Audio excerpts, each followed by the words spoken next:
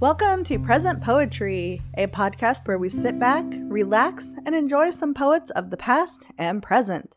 I'm your host, Ahern, and before we get started on this week's episode, I want to remind you that all of the material used in this podcast is either public domain or used with permission from the author or the author's estate. It's a fun time for all ages, so sit back, relax, and get ready to hear this week's featured poet.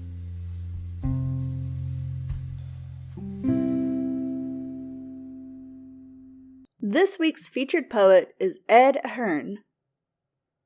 Ahern resumed writing after 40-odd years in foreign intelligence and international sales. He's had over 600 stories and poems published so far and 12 books. He works the other side of writing at Bewildering Stories, where he squats on the review board, and at Scribes Micro, where he's the idle figurehead. We are reading a few of his poems that he submitted to us through the forum at presentpoetry.com.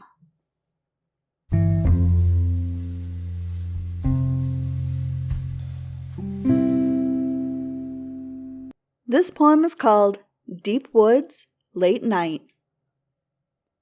There are places beyond man's illumination, when the campfire is embers and ashes, when phones and flashlights rest in batteries, when the moon has sunk or not yet risen, when satellites and planes are delinquent. In those rare, dark interludes, one sees the omnipresence of unaccountable glows and hears the whispering of the stars.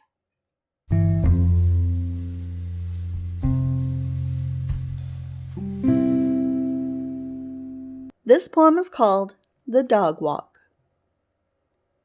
While my shepherd was alive, we walked late at night, no leash, no words spoken, skirting lit-up houses, rarely meeting dog or man.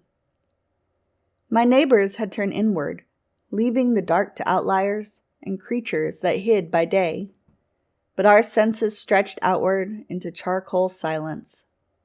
We held close as we prowled, near enough that I knew when his keener senses caught the yowls of possum prey or the flicker motion of deer.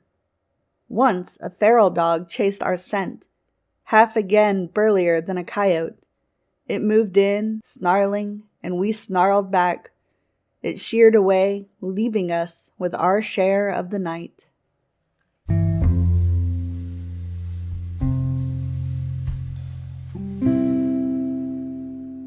This poem is called Empty Beach. Early morning is the time of absences and the unsettling of unique presence, when up and down the churning surf ribbon, only straggled birds and bubbling clams hold haphazard position in emptiness, and the lone biped, ignored as insignificant, feels his fusty persona leaching out on the wind-blown sand over green water, until the purging reveals a raw loneliness that must be poulticed with the spit of others.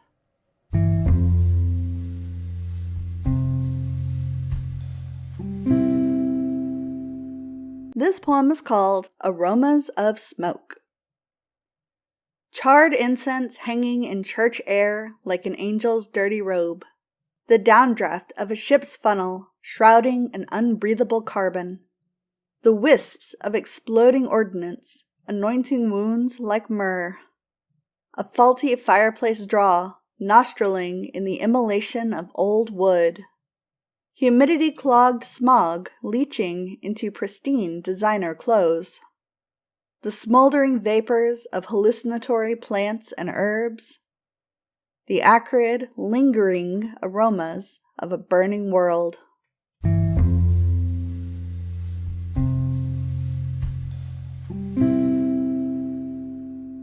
This poem is called The Faltering. In time, the sharpest mind begrimes with rust, and memories are flaked from softened steel. Beliefs, once clutched and voiced in utter trust, now falter and befog in weakened zeal.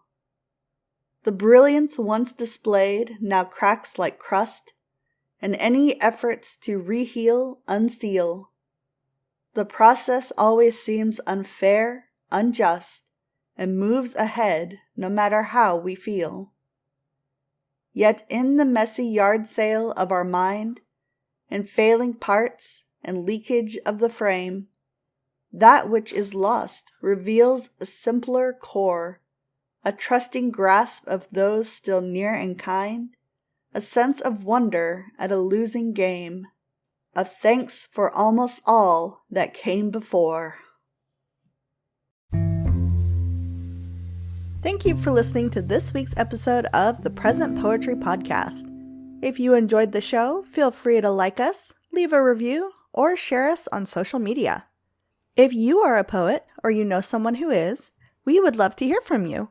You can reach out to us or submit your work through our website, which is www.present-poetry.com.